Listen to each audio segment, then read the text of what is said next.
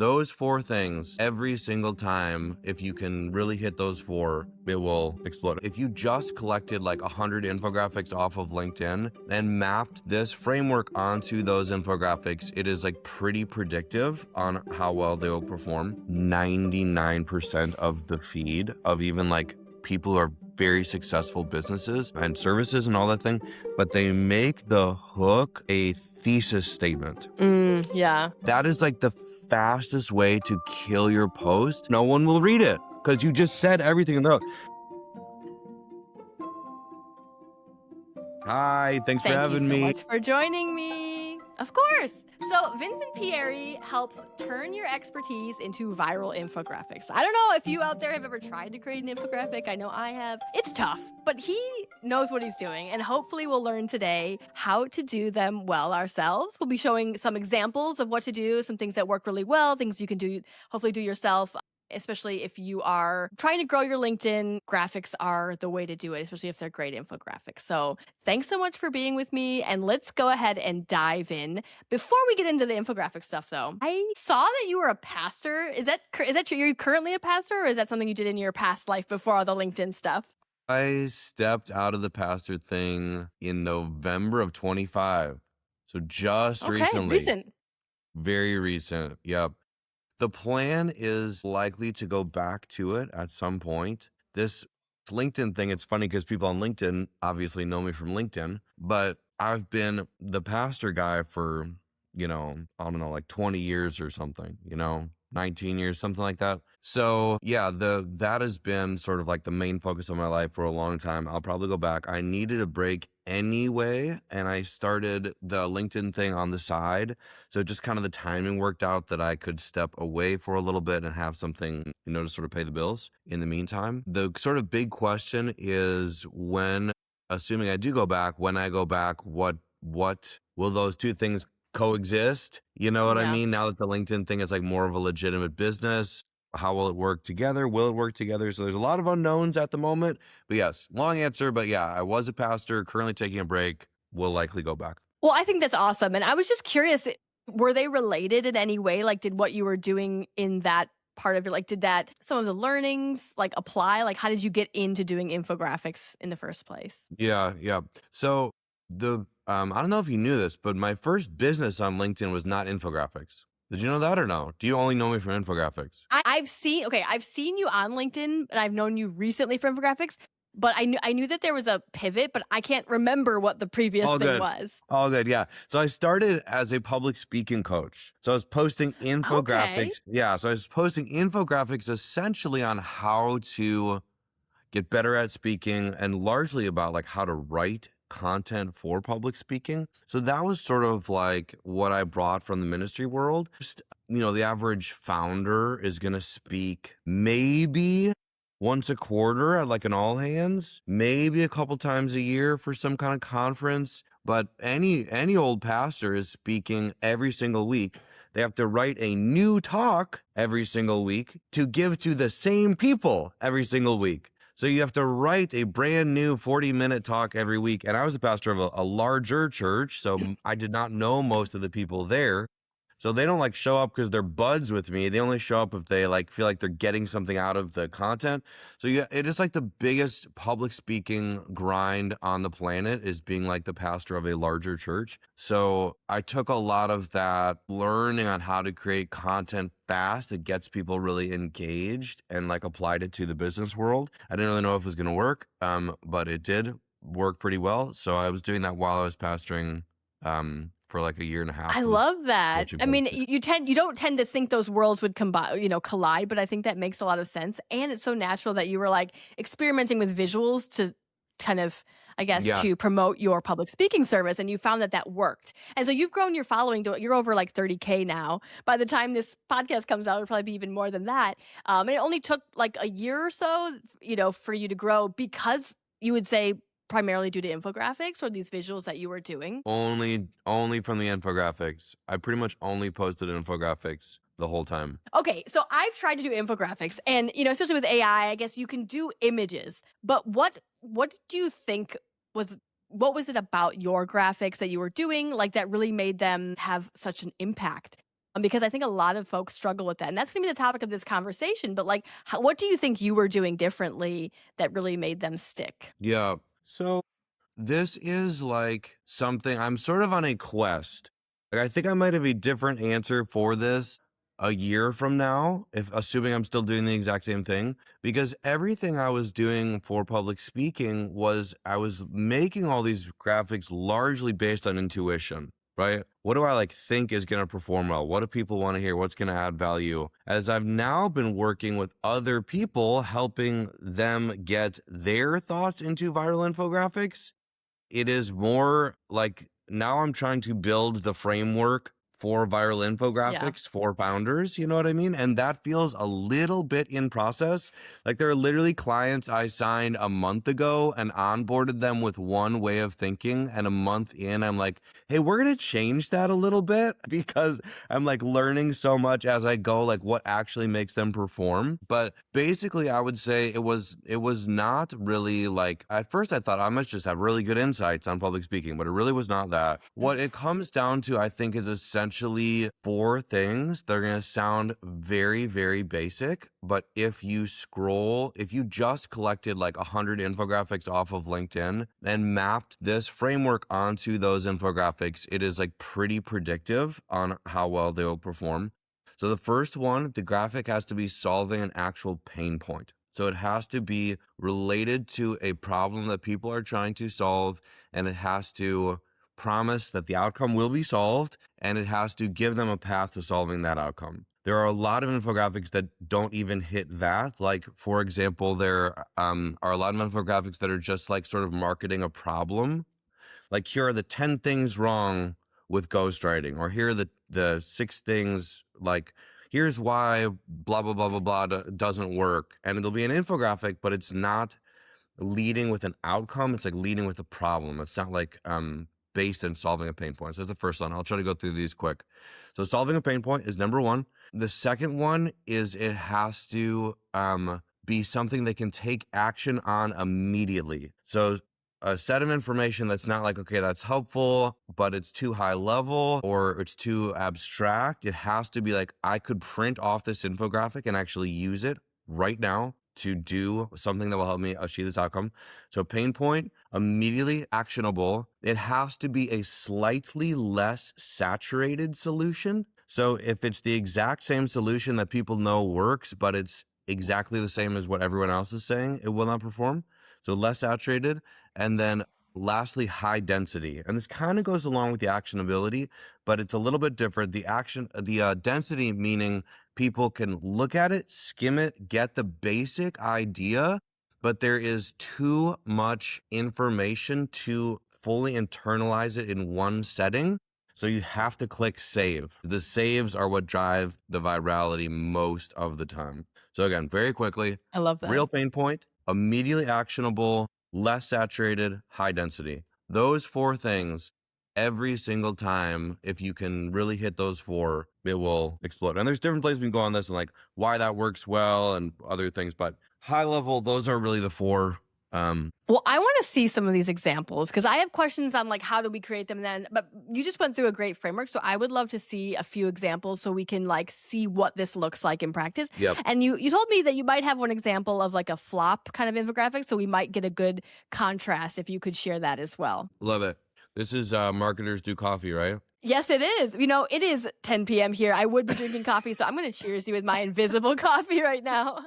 Maybe I need a It Red is Bull. 9 a.m. It's my first meeting of the day. I've been working for a little bit. It was my first meeting. So I Well, got the thank coffee you for rolling. bringing your coffee. You got the message. So I'll show you one from literally last week for a client that did really well. I think it's just over 1,600 likes or something. She got like Amazing. 700 followers in the first couple days, several leads. It's hard to track leads, especially with like B2B services, because it's like, it's usually 30 pieces of content in, that like someone will actually buy. But she did get a bunch of really strong leads like the same week we posted this. So I will share here. Some of your readers may have seen this because this is, or not readers, listeners, because this is in the marketing world. Did you see this one? Oh, wait, it disappeared. Hang on one second. Let me see.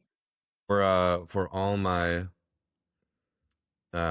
no, not that one, not that one, not that one. I'm looking back to that one. No, not that one either. This it? Yeah, here it is. Okay. Did you see this one? I did not see this one. I've seen similar things, but not this one. Let's get into it. So it's for Okay, Task so Bober, again, just right? what'd you say? I can see the name at the bottom. It's for Yeah, Task Bober. Task like sass, rhymes Task with Bober. Yep. sass. Easy to, that's the way you Right, remember Task. it. There we go. Task Bober. Yeah. Okay, So let's get so tell me how did you get to this place? It looks amazing. It's performing, but like, give me the backstory. Like, how did you create this? yeah. Well, so very briefly, I'll just say pain point. I have to make a bunch of landing pages. Marketers have to do that, Yep. right? Actionability, can they use this right away? Yes. Here are the 7 modules. Here are 5 different outlines that use the modules, literally complete breakdown of how to make these 5 pages. Saturation, lower. I've not seen a post breaking down how to make a bunch of different landing pages in one shot, so lower saturation. And then too dense to be able to remember it all. So you have to click save in order to get the value of the post. So this is a good example of those 4 things. So your question was, how do we get here, right? Yeah, like how did you so you it looks obvious in hindsight, but how do you start with, okay, you have the client. I guess the client gives you some information and then you go, like, do you work with them directly? Like, how does the process look like? Yeah. So the real barrier to making these things is generally how much work the founder wants to put in. For a season, I won't say who, but I was the sort of secret head of content for a much bigger LinkedIn person where I was running the team of people making content for founders. This was like over the last, like since I started, right? And most of these folks we started with like done for you and a pure done for you. So they would give us sales transcripts, the whole thing, like their website, documentation, and they would say, okay, go make content for us. And it did not work. At least I could not figure out how to get it to work. Yeah. Because when you have just this big mass of stuff and you don't have the deep subject matter expertise, it's essentially impossible, no matter how smart you are, at least as far as I've been able to figure out, to like just stumble into those 4 things in a way that's like native to that industry and it's going to feel like insider to that industry. So what I now do is, and I can actually show you one other thing that might be helpful, and you can literally use this, Christine. You can do this and not hire me and just do it Get the yourself. secrets. I That's right. love This is that. the secret. Let me pull out mine. So I basically have them make a mind map. And that mind map is not just random ideas. It is the complete architecture for how they think about their industry. So for me, let me share my screen one more time. Screen. Okay. So here's our 4 things, right? Pain point, actionable, relatively saturated, high density. This is a reminder to myself. This is what you're looking for. This is my mind map of how to think about content strategy. So it starts with 3 core elements: narrow ICB, differentiated POV, valuable content. If you click under valuable content, there's 7 layers of content for LinkedIn. There's the buyer's content journey, which is tofu, mofu, bofu. Under tofu, there is like how to understand virality in general, and then guide to top of funnel strategy. Within that, it's how to create viral infographics. Within that, it's substance, structure, and style. Within substance, we have filters to use, substance criteria. And also it's 1, 2, 3, 4, 5, 6, 7, 8, 9, 10, 10 layers deep into this map of not just the high level framework, but working it down, down, down, down, down, down, down, way into the weeds of like tactic, like how to write a hook. If we work that way all the way Yeah. down, there's like my complete guide to how to write a hook. So I have founders make this map, and when it's done, it allows us to say, okay, we can now sort of like, those selector tools on a, like where you just click and drag and it makes a square and you can select different things. We can say, hey, this buyer's content journey, that's going to be its own post. Or we can zoom in and go, let's do a post on just top of funnel strategy. Or let's go to a post of just this substance, structure, style thing. Zooming in or zooming out on that one mind map with as much detail or density as we want to include. What that does is, 1, it guarantees that everything you post is not just random crap. It's your actual thinking as the founder. It's what you actually do for clients or, the actual things that you most believe in that actually lead to real outcomes, so you know it's going to be valuable. And it allows us to just really an easy knob to turn up the density up or down, because we can go either direction, in or out, to make it very like a much more value packed image. Kind of So confusing. Does you that make walk them sense? through this. I mean, it makes sense. I'm just wondering, like, you walk them through this and then you create content, like, depending on, let's say, like, I guess what ideas would be worthy of an infographic was, or ones that might not be. So we know what makes a good infographic, but maybe you're Yep. starting and you're trying to figure out, like, does this idea deserve, visualization or not? Yeah. So just to make sure I might have said this weird, but I don't walk them through this. I make them make one of these for them. Oh, okay. Does that make Say, sense? hey, you give me this, like, you fill this out, and then we can start going from there. You have to make one of these. So like what is the outcome? So for you, like we'll do a 30-second version. So what's like the outcome you provide for your clients? Yeah, Like the help them main grow their thing. business on LinkedIn. So I'd say mostly point of view content that helps them grow their business in one way or Great. another. So that So would be work with, yeah. my notion is freezing, but basically that would be your high level thing, how to grow your business on LinkedIn. Nested underneath that, we would say how to create point of view content. If you had to if you had to Mhm. break that down into 3 to 5 steps, what are the 3 pieces of creating a POV content strategy? Figuring out where your point of view comes from. I think working with them on that, like figuring out where it comes from, creating sources that you can continually get that from. So I asked them to do like interviews with people, interviews with their team, like different like sources. And then I try to work. The reason I'm asking about format is because I think the question that I struggle with is like how to find the right format for that piece. So I tend to work with a lot of text-based posts, and I'm not that good at infographics or that type of content. And I don't know the answer. So I think finding the format, and sometimes it's a carousel. I do some of those. I do video content as well. But like, what format would deliver that point of view the best? Um, I Yeah. think that's my Yeah. best answer. So if you were to map those 3 or 4 steps and then say, okay, how do I recommend if I was gonna like train a Christine clone, if you had a clone of yourself that you were gonna train, how would you train that clone on how to do each of those sub steps, and then the sub steps beneath that, and the sub steps beneath that, and Yeah, just keep going deeper and deeper? Eventually you would get to your own mind map, and then we would find content ideas from there.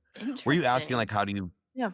did you have a question after that? So no, the question I struggle with is like you have a good, let's say you have a good idea and you know that this idea is really good, but you don't know what the best format to deliver that idea is. So like let's say you have I have a client and she's talking about how important it is, like the people in an organization are more important than the strategy. And we have tons of topics under that, and it's like I know that there will be a time where an infographic could deliver that message better, but we tend to do other formats. So I think my question was like you focus on infographics, but you probably work with clients and you cross out a lot of ideas that wouldn't make good idea, like it wouldn't end up in a visual in that format. Like, how do we do that? Is that true?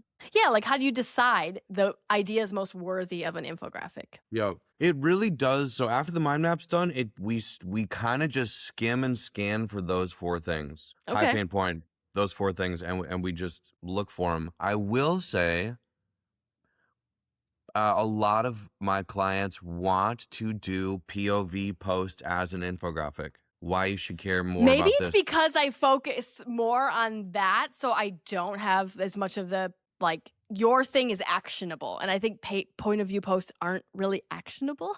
So I think maybe we've hit upon that makes sense. So Yes, a hey, point. You can but do a point of. Go ahead. sorry, I was breaking up there for a sec. What did you say, Vincent? Sorry, I don't. It might be my Wi-Fi is being goofy. I don't really know. Riverside is always slow for me. Can you hear me? Okay. Let's hope the connection comes back. Can you hear me? I can see you. Can you see me? Can you hear me? Can't hear you. Okay, I think you're coming back. Let's see. Yo, so sorry about that. That's okay. No worries. It happens. Did we lose what we did? No, we're good. We're still recording, so we're all good. Okay, great. We we just realized that like point of view content is hard to visualize because it's not actionable. Yes. So I mean, so basically, like I saw in your mind map as well.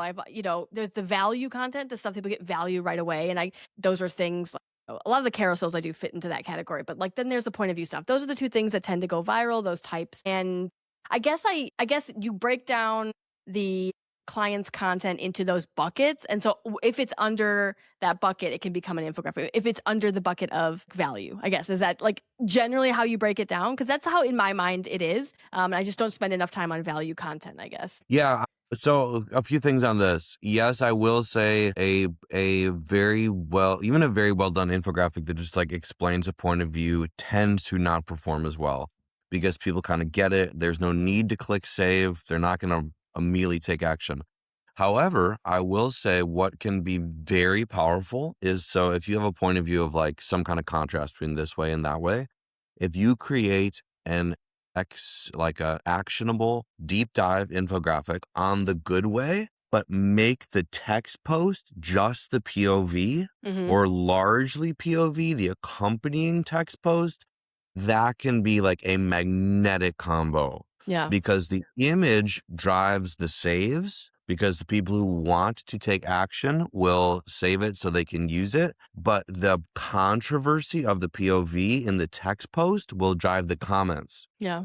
That And the makes sense. comments, then you have both just flying off. The most viral post I ever did for myself was like 1.2 million impressions. The image was just like best practices for keeping people engaged during a talk. Cool visual, but there was like just like 5 best practices. The text post though was all about how like sometimes charismatic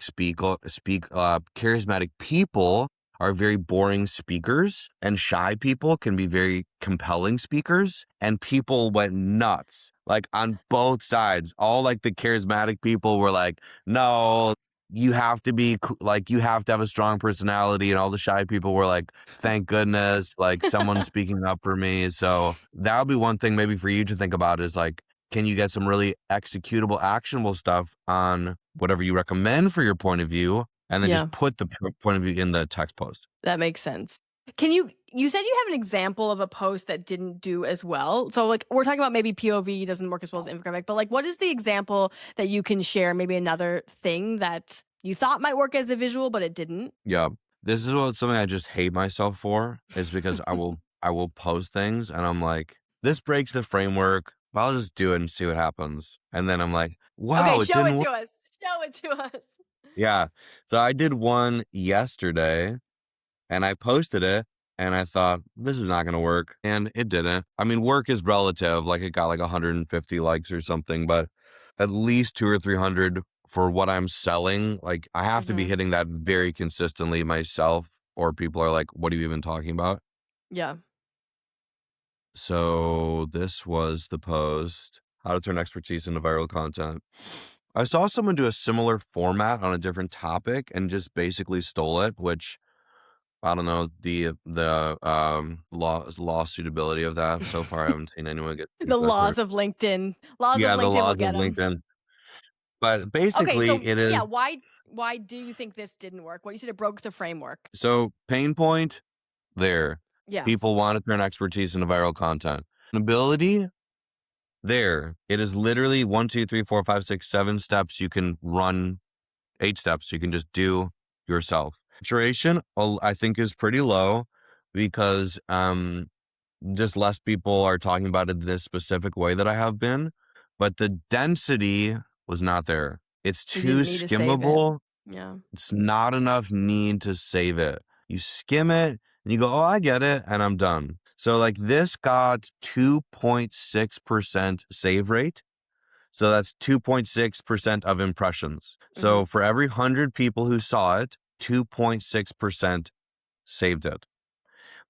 If it had hit 3, it would have gotten 5 to 10x the reach. So the line is so narrow between like a decent post and a truly viral post. It's like the difference between 2.5% of the people seeing it, saving it, versus 3% of the people seeing it, saving it. But LinkedIn is just picking, okay, like here's the threshold. We're going to send this many posts to this many people, and we're looking for the highest level. And so, like, yeah, it's very, very narrow. There's Yeah. probably some version of this. Maybe if the boxes were bigger or there was more detail underneath, each one, maybe it would have done better.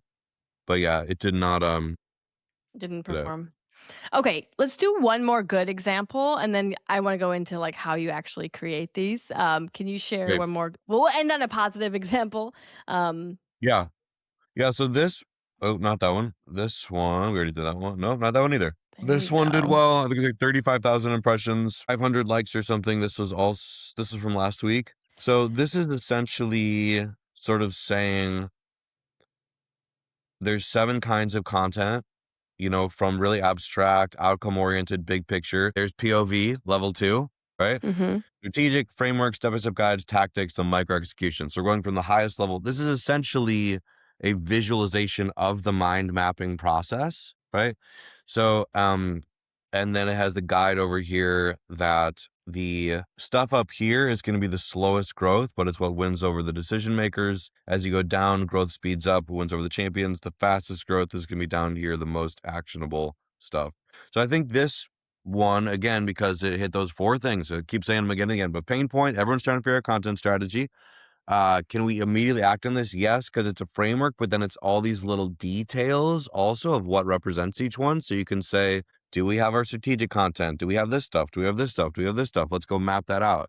Less saturation. I don't think people are talking about content strategy in this like level of this, like, people talk about a tofu mofu bofu, like a 3-part strategy. This was like more segmented, so I think that felt fresh. And then the density, yeah, the density was there as well, so Mhm. that one And did well. I want to get into a little bit of the details. Like, if we're just looking at this infographic, do you have ways that you think about like visually presenting this? Like, do you have like a bunch of frameworks, let's say visual frameworks, and you kind of like put ideas into them? Are you coming up fresh each time? Like, how are you like packaging this to look so, elegant and Yeah, well, thank you. digestible? Hopefully elegant. But I think if you see your infographics, you can definitely tell they're on like they're very branded. Like if I see one of these, Yeah, I know it came from you. yeah, So, I mean, there's definitely like a styling, but I guess I'm wondering about like visually how you lay things out because I know that I've seen some content you've had in the past. There's different, there's like the overlapping Venn diagrams. There's like different ways you can decide how to present something visually. So, is there anything that you go through when you're doing this? yeah. This is the part that's like a little more art than science, and this is also the part that I'm mostly doing for clients, so I haven't had to build frameworks as much to teach them how to do it. You know what I Yeah. mean? Yeah. Where like I have to give them frameworks to create the mind map because I can't do that. But a lot of the layouts I'm just kind of doing by intuition. But I will say some general principles are, if the whole image has like one primary shape, that often will perform better. There's just something about simplicity in the shape or set of shapes that's very compelling. So meaning a pyramid, right? Mm, A pyramid is one big shape that you can add as much detail and labels and pills. Like these are kind of like pills, right? Like you can add that to a pyramid, to a funnel, to circles within circles, to a 2-circle Venn diagram. So like there's basically like 10 to 20 basic shapes that are like kind of infographic shapes. And here's the other kind of weird secret. They kind of can, any of them can work for anything. So like a step-by-step process you can visualize as a pyramid. Just put step 1 on the bottom and that's that yeah. becomes the bottom. You can do it as a funnel and put step 1 at the top. If you got 3 ingredients, they can be a 3-circle Venn diagram or a funnel or a pyramid or the circles within circles saying, hey, the core is the most important and it goes out. This is just a flow chart. So Yeah. it's more like how you play with a basic shape and freshen it up, rather than like coming up with some like brilliant thing. Can I show you one example? Yeah, and I was actually bringing up one of the ones I saved from you, because you Oh, yeah, had, pull like, it up. You pull it up. I'm curious. okay, okay, yeah, I will. Let's see, share my screen. See what crazy stuff you're gonna see on my screen. All good. I know how weird am I with this completely black Well, here background, we nothing. go. Alright, so I screenshotted this one. I don't know Yeah. how long ago it was. Yeah, okay, this is it. So, what I I mean, that's what basically a guide to what we were just talking about. yeah. So I thought this was interesting and I screenshotted this. because I was like, okay, maybe because I'm not good at infographics, but I'm like, maybe there's like is a framework to like how you select one of these. And when I started, so I've tried to do some of this for some of these for some of my clients, and I found like how in the world are you going to use this one? Like this one was like I couldn't figure it out. Like this one's fairly easy, and I was like, it seemed like I always got like stuck in like one or two like types, and then it got boring, and I was like, all right, either I don't know what I'm doing, or like I didn't know how to match the visual to what I was working with. So I think I loved what you put together. I think I might have one. You had, yeah, you started talking about animated graphics as well. So it's like there's endless ways to present the information, but I guess I just wasn't figuring out how to make, and maybe it was just because I'm working with more point of view content. So maybe that's the Yeah. key. Um, but yeah, so like just any sort of, you were sharing a few secrets on just like how to pick them, but like yeah, anything just Yeah, like, so is you it go just back up trial to and that one for error a second. too? Yeah, this one. Yeah, so like path D, break it into 3 basic ingredients. That anything in that column, no, 10 and This 12 in one. that column are essentially like infinitely scalable. So like you can have a funnel with 3 sections, 4 sections, 5 sections, 6 sections. You just split it Right. tighter, more and more. Same thing with the layered circles. Same thing with the flow chart in path E. You turn the funnel the other way and it becomes a pyramid. So yeah, it is much more like rotating between them at a good rate Yeah. and then trying to spice them up a little bit when you do each one. So these seem like very portable. And then I don't know if you were in one who did this one. Were you Yes, involved I in this was. image? Okay. Okay. So like this one was very unique. And when you look at this, it's like this image, people started copying it, I think, after he did it. But like Oh yeah. after you Yeah. did it, after you did this for him. But I was like, okay, like this one is really unique. The actual visual is not something I've seen before. So I think it's almost like what we were looking at just now was almost like a template, right? If you want to consider this sort of like templates you could try to use. How did you come up with something like this? Because I do think it's more unique and you need to connect the idea better visually. Yeah. Okay. So scroll down to that master guide again. Master guide. Yeah. That 50. Yeah, that one. Okay. So see path B number 5. Uh-huh. That's got a Oh, little okay. spectrum, right? So Yeah. that one, the default way to use a spectrum is often aim for the middle, right? So that's why that template is laid out that way. Put your inside in the middle and the competing ones on the other sides. Okay, now go back up to that one from Josh. Carry on. So this is another way to use a spectrum is rather than saying the middle's good, the sides are bad, just say make sure to use the full spectrum, right? These are just Mm-hmm. like random principles for how to think about shapes. If you have a Yeah. spectrum, it can all be good, or there can be certain points that are better, whatever. So what we did for this is we just said there is a spectrum for how to think about a brand, and the whole spectrum is good. Now we're just going to put details of what is on that spectrum, and then we're going to put a little cheat sheet off to the side just to Yeah. say. So that's what I would call spicing it up. Yeah. We're still, in my mind, we're still operating with very basic shapes, like a spectrum, a funnel, a pyramid.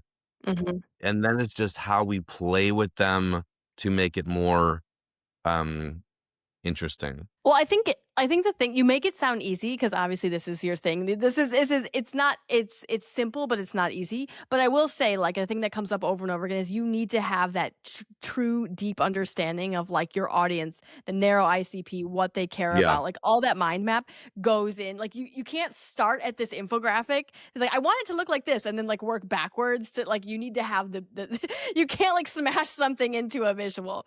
And Oh so my gosh. obviously, Yes. Yes.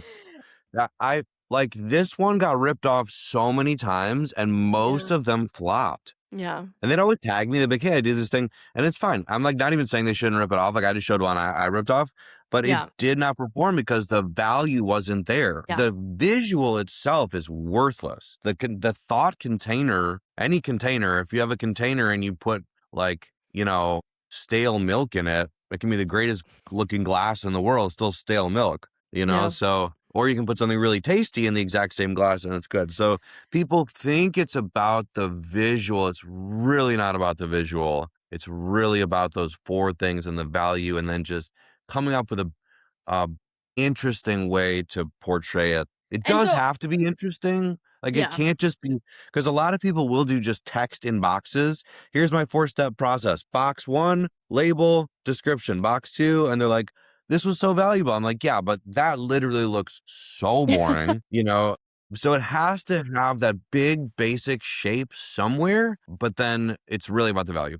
Yeah. So do you I mean, I don't want I'm not anti-AI in any way, and I've tried Gemini is like the closest I've found to being something useful that I so occasionally use for images here and there.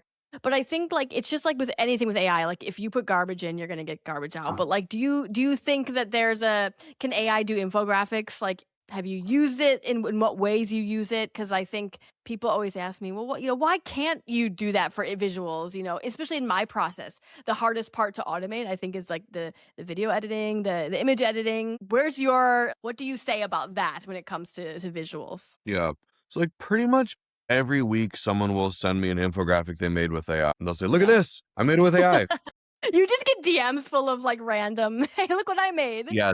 "Look what I made." Yeah, I get them all the time. And I think AI has gotten pretty decent at the text in boxes thing, making text, like boxes with a label at the top, step 1 or piece 1, bullets underneath. And some of those, if it's like really hitting a mass audience in the right way, some of them perform very well. Like, did you see that whiteboard trend infographic that was going Oh around for a little yeah. bit? Yeah. Yeah.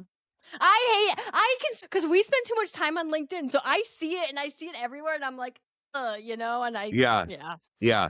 So it's a lot of those crushed, right? yeah, So it's kind of like just whatever lane you want to be in. So if you are selling how to grow on LinkedIn full stop, then I think the AI infographics will probably become more and more of a thing. yeah. I also, whenever they send me one, I say, can ask it to make a 3-circle Venn diagram. I'm like, I don't care what it says. What Just make a happened? three-circle Venn diagram with the AI, and they never can do it. It just won't work. It just doesn't work. So maybe the AI will get smart enough to be able to nail the shape-based thing, but so Mhm. far I've not yet seen it able to do the shape-based thing, especially in someone's brand identity. Okay. Yeah, You know, that's a big yeah, like, for my clients, they want it to be their visual brand exactly. The fonts, mhm, the colors, the saturation, the contrast, like, the stroke width, like, how thick the lines are on the edges of things. Those are all rules in a document that they want me to follow and I want to follow because that's what makes it look so consistent. yeah, So that tool has not yet been built. I think it probably will be built, and I look forward to that day because my life will get a lot easier, yeah, but it will still probably require a fair amount of human guidance because there's a lot of just artistic decisions to be made. You yeah. know what I mean? Decisions, yeah, exactly. Yeah, so if it's just pure templatized, high quality templates that an AI can do, it will start to be very stale very fast. It's the Yeah, same thing with music. It's the same thing with CGI. It's like you can get a basic thing there, like those fake AI songs. Like some of them are decent, but it's probably never going to be all AI created music because at the end of the day, it's still imitating. Like, I think coding is probably going to be all replaced by AI, like the technical stuff, but I think the artsy stuff will never be fully replaced because by definition, it's kind of always copying. That's maybe a yeah, longer, yeah. That's longer a tangent. That's an entire conversation, and I mean, I just try to like in terms of my work and this podcast too. It's just like I and things might change in 6 months, but I think like use it to make your life easier. But like to me, the raw materials or the creativity or like the base of like your ideas, they still have to come from you, and then like use AI in whatever way you want, like in the middle. Yeah, 100%. totally. Okay, so if we're talking to founders or marketing teams, a lot of like marketing teams, small teams that are trying to do more with less. They've never tried infographics. They want to do something. What's a good place to start? Or like, is there like a starter infographic 101 if you got to start somewhere? If you've got to start somewhere and you Or you don't want have to? time, You want to start somewhere? yeah, yeah. So like if you don't have, so like I offer a class on this. That's like my main product is a 4-week Yeah, class.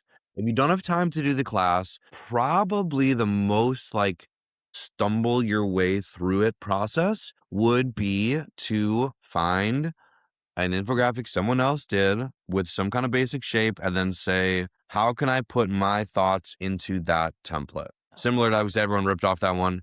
Find something like that and give it a shot. Filter for those 4 things we talked about.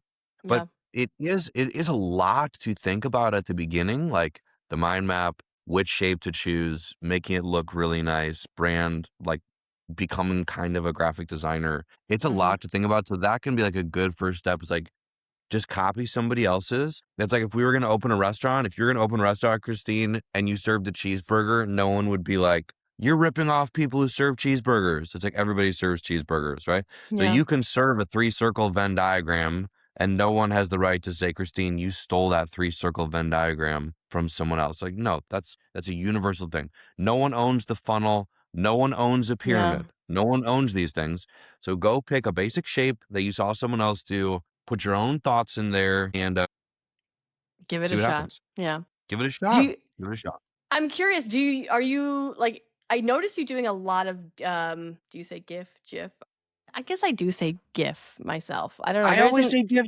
Someone okay, told I me the say GIF. founder who came up with that called it a GIF, though. So now I'm trying to say GIF. It feels so Oh weird. I feel like man. I'm saying peanut Okay. butter. I know it's like you've been saying the thing wrong your whole life. Okay, so you've been doing GIFs, GIFs. They've been doing them more than just static images. Do you only like what's your take on that? Like they just perform better? I don't know. I've not done them. If I were to do an infographic, I would just think of a static first, but like is there a real big difference in terms of performance? Yeah, all things being equal, I would say there's a pretty big difference in terms of performance. It's just Okay. like another layer of interest and rarity. Again, the value has to be there. Mhm. Like a cool animation like that one I showed you that flopped, I thought that animation was pretty cool, Yeah. was not enough to save it. So, I will also say the learning curve for like, if you're not a designer, learning how to make stuff look clean and nice is so incredibly painful. The animation stuff is actually pretty easy. So it's not that hard if you can get the design decent to open up this little app called Jitter, which syncs with Figma. So everybody uses Figma for infographics for the most part. Yeah.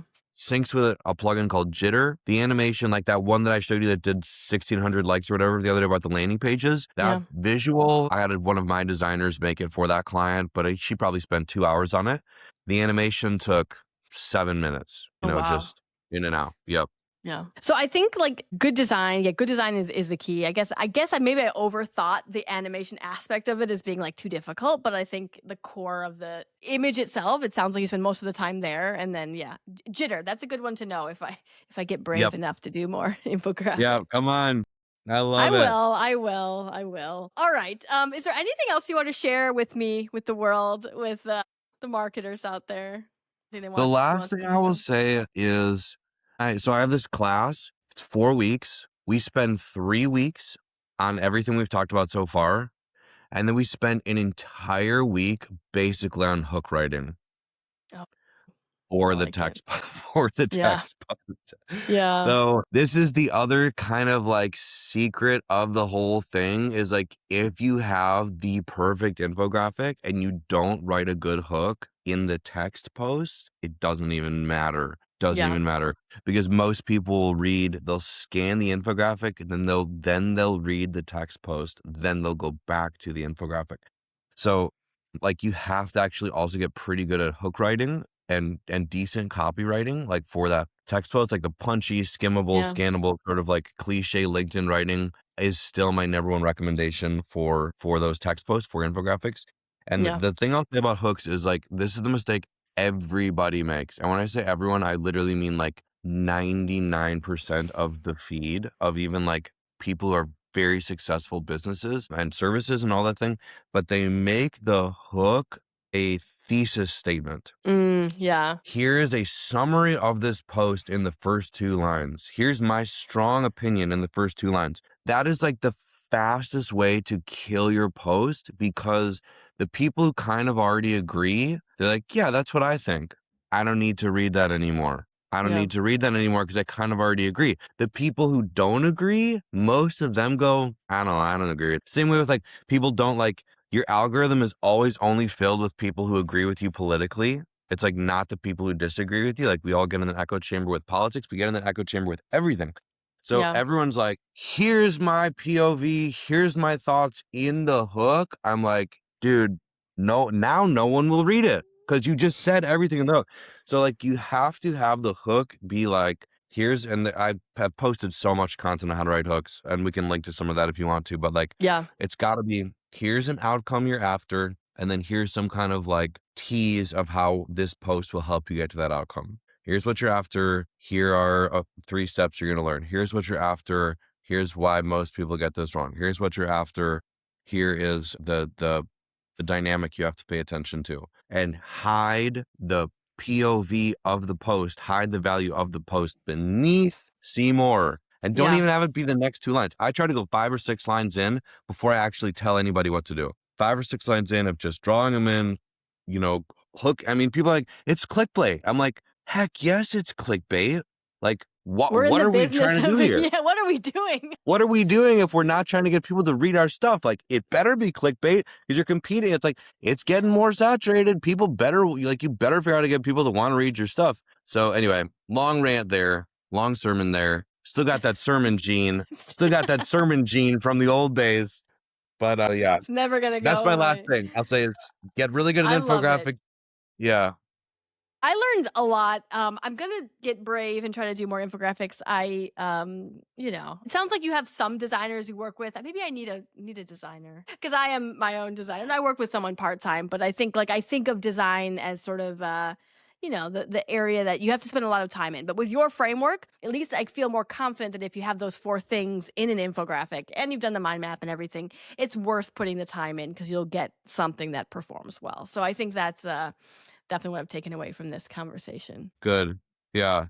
Yeah. The last final thing I'll say is like, when I explain this whole process to people, a lot of times, like, they go, oh, this probably isn't a gimmick because this is a crap ton. Yeah. You know what I mean? Like, Yeah. the reason why it performs well is because it is so much work for Exactly. everybody, so my biggest problem with my one-on-ones founders is like just getting them to get the mind map done, like getting them to do it fast enough. So yeah, that's it. It's Yeah. very hard work, and that's why it works.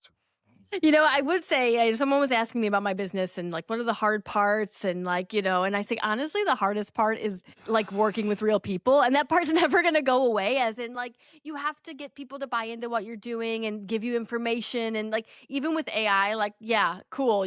But like the people stuff is still like, it's where the good stuff is. And it's the hard part. So I don't know. It's So never going to true. go away. Yeah. So true. Well, thank you so much for your time. I will link everything below. I'll link your class as well as some of your information on hook writing. And let's stay in touch and share us when your framework changes. We'll need to update the podcast with your next framework. 100%. Thank you so much for having me, Christine. It was a delight. We said at the beginning, I've not done a podcast in a while, so thank you for bringing in the thanks for ideas having and me. sharing them with more people. So thank you so much. 100%.